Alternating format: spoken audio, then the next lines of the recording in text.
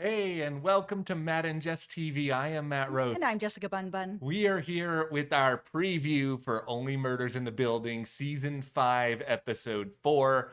If you are watching the show live for the first time, here's a quick reminder. We got the first 3 episodes all at once, a little bit more than usual, but moving forward, it is going to be an episode a week from here on out. Oh, thank the Lord. I am so happy about this. I mean, 3 episodes at once, it was too much. I Yeah. love Only Murders. I want to savor it. I want to take my time with it. So it was too many episodes all at once. But now we are getting into 1 episode a week. And next coming up, episode 4. Think of Only Murders as one of Oliver's favorite dips. You want to put some in, get some dip, eat it. You don't want to just pour all the dip right into your mouth at once. That probably isn't going to taste so good. Isn't it though? Okay. No, it doesn't. It doesn't. It's too much dip. Too much dip. Okay, so this episode, it's titled Dirty Birds. And I think the reason that this is important is we saw this throughout the first 3 episodes that, as it turns out, our beloved Lester was a birder. He loved bird watching. This is a very intimate world to him. He's named people in the Arconia after birds. Absolutely. And we saw in the ledger that there was a whole bunch of birds connected to different people. And going into this next episode, we are going to learn more about our 3 brand new billionaires. Yeah, we're going to do a little bit of bird watching here, if you will, with these characters. We have Bash, who is Christoph Waltz's character. He is from the tech world. Then we've got Jay, who's played by Logan Lerman. He is the pharma dude. And then we have Camila, played by Renee Zellweger. She is the hospitality guru, if you will. Yeah.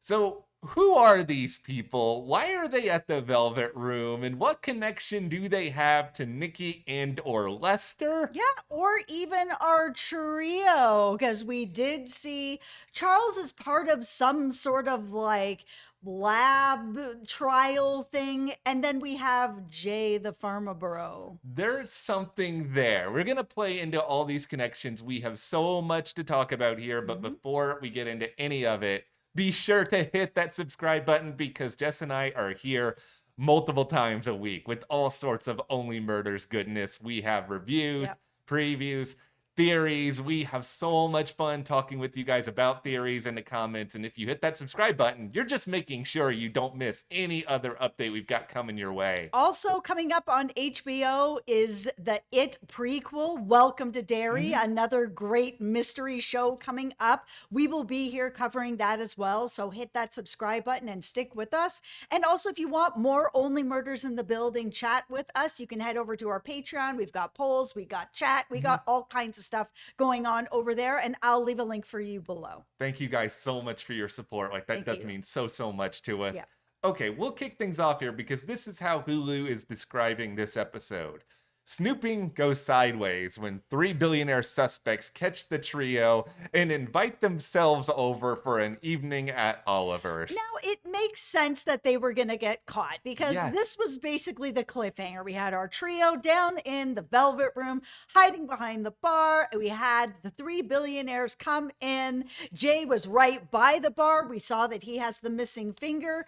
There was no way that our trio was going to get out of this without getting caught. Now, here are one of many different questions I'm wondering about with all of this. Because, let's just say the billionaires catch the trio in there. What can they really do? Can they really just be like, get out? Because it's do any of them own the Velvet Room? Is this their property? What authority do they have to tell the trio to do anything? Yeah, and at this point, from what we've seen, they haven't said anything yet. No. Now, that doesn't mean that they're not going to say something before they find them there, but I find it really intriguing that these 3 billionaires are just going to invite themselves back up to Oliver's place. That makes me think, put on your tinfoil hat. All right.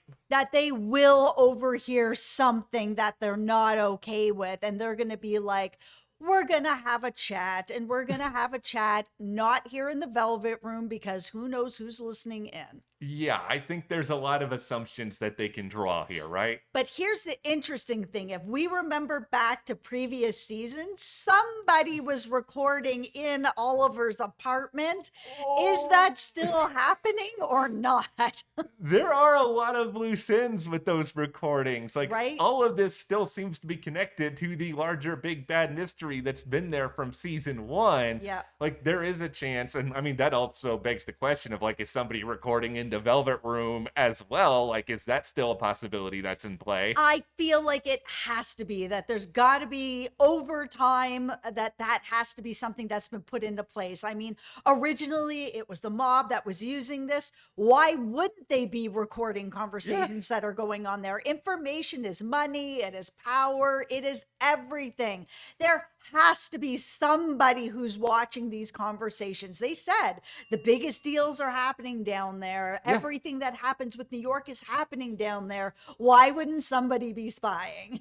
Okay, so let's look at this situation from the billionaire standpoint, a sentence that I never thought I would say in my life. But okay, so these three are here. You clearly find out that, oh, who are these people? Why is Brazos spying on us, assuming they know who Brazos is? But I think it's natural for them to be like, okay, these three were clearly trying to listen in on someone. They don't necessarily know, okay, are they there for us or not there for us? But I think the idea of it is just that, okay, we can say, oh, Oliver, why don't you invite us over and, tell us your great stories or whatever? Because we know Oliver loves to have his ego stroked. And I Yes. think these billionaires, if they are like any other prototypical super rich person, they're not used to being told no. So I think when they sort of force their way over to Oliver's place, and of course the trio, they want answers, they want information, like they may see, this invitation as a win-win in that way. Yeah, I was actually really surprised to see in the synopsis that it's the billionaires that are inviting themselves over. I would have thought that Oliver would have been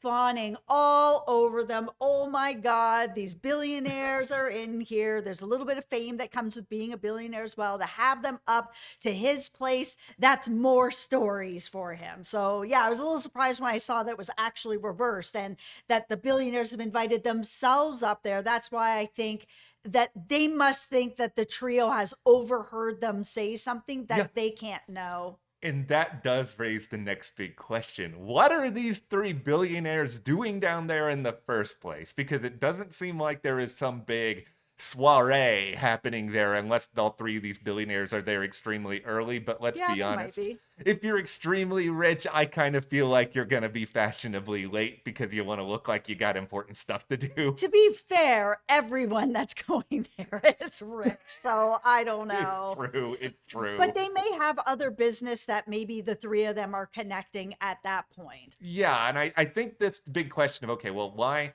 are they meeting? Why is this the place? Like, it's clear to me that, okay, they've been there multiple times if they're just going to stroll on in without Right. knowing who else is there, what else is going on. And, the idea of like three billionaires connecting from very different spaces, like, that's not that big of a surprise because it's like when you have that much money, you don't really know that many other people who do. That's why there is all these stories out there about how being so rich is kind of a lonely thing because nobody can relate to you. Oh, boo-hoo, I know.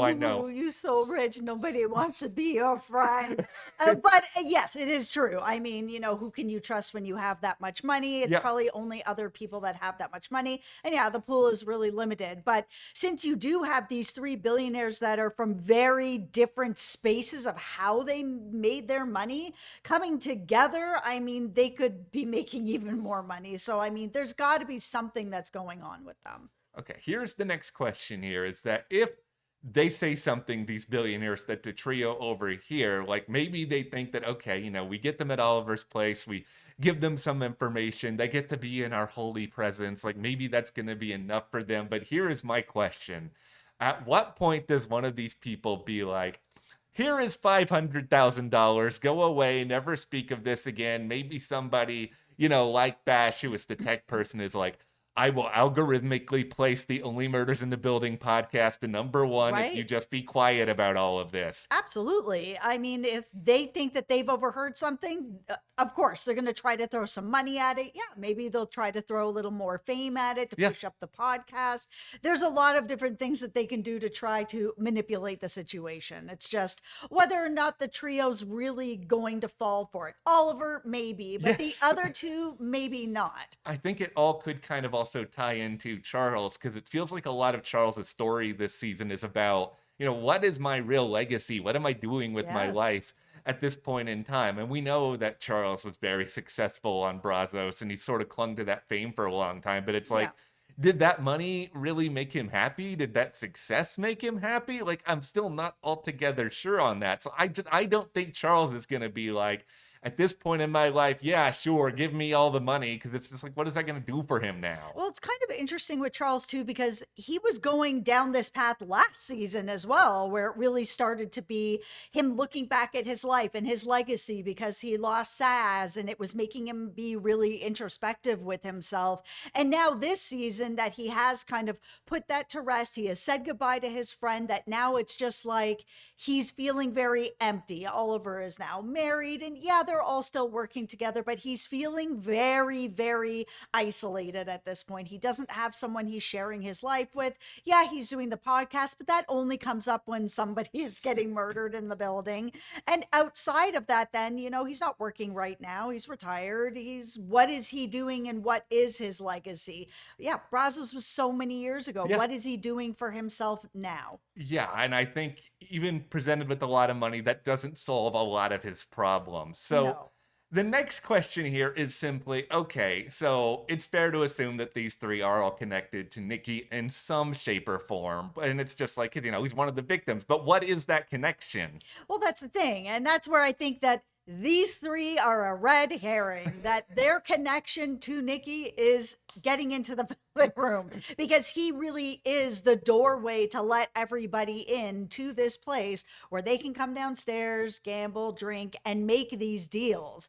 It just feels like it is very early on in the season to be getting this much play with these three for one of them to end up being the killer. It typically, if we're following the formula of the Yeah. show, none of them are the killer.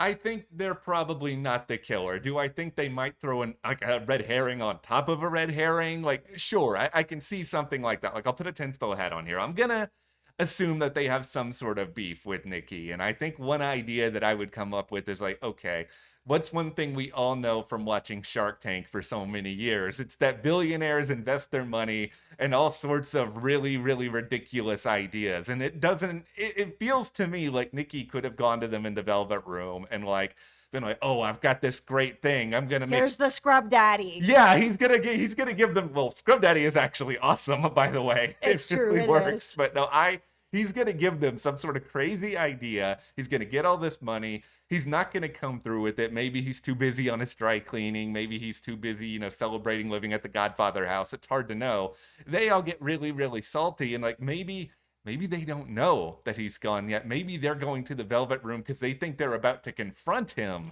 Yeah, I mean, I think there's some sort of connection there. Like, it may not be just as loose as Nicky's letting them into the Velvet Room. We know that, there's the green felt that's under the fingernails of Nicky, as well as the missing finger of Jay. And I've given my predictions on why I think Jay is missing his finger. I Yeah. think he's gambled it, honestly, in some sort of like all stakes card game or something, because billionaires are billionaires, and he'll just be like, put it on ice, I'll get it sewn back on later. What are the highest stakes I can put out here? I already have all the money in the world. What's more than money? Oh, here's my finger, sort of thing. But Yeah. I do not think that they're involved in the murder. I think that it's going to end up being like the Westy Besties last season, where there is a side plot that is going on with them. Like you said, maybe they want to do, invest in something with Nicky, or Nicky had something to invest with them, and it just kind of went sideways. Okay, here's my last theory on all of this is that, and this brings us all the way back to the Arconia here, is just that these billionaires, yeah, they may be rich. they don't have a TARDIS like in Doctor Who where they can just like teleport themselves into the Velvet Room, Who right? says? Okay. If there was a TARDIS in real life, I would already have it and I would be traveling around kicking Daleks in the head. Thank you very much. No, I feel like they have to have been seen by somebody at the Arconia before. And what we know is that there are a lot of nosy Nellies at the Arconia. I feel like someone like Uma, someone like Ursula, like have somebody in that vein overheard something, saw something, known something. Because I'm sure Lester had some stories, but he was told to be quiet on all of them. And I don't know if Randall, the new doorman's been there long enough, but I just feel like this is a way to filter through all of her favorite residents and try to get some information from them. Absolutely. It would be so great to have more from our local residents, the Howards, the Umas, the Ursulas. Gut Milk gotta come back.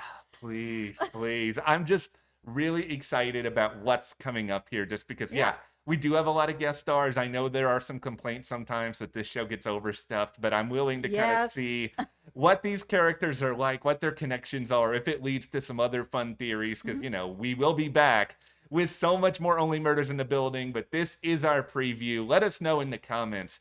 What do you guys think these billionaires are up to and their connections to everyone else? Share in the comments below, hit that subscribe button, and you can support us further by joining our Patreon. That link is in the description. Thank you so much for your Thank you. support, and we will see you here next time.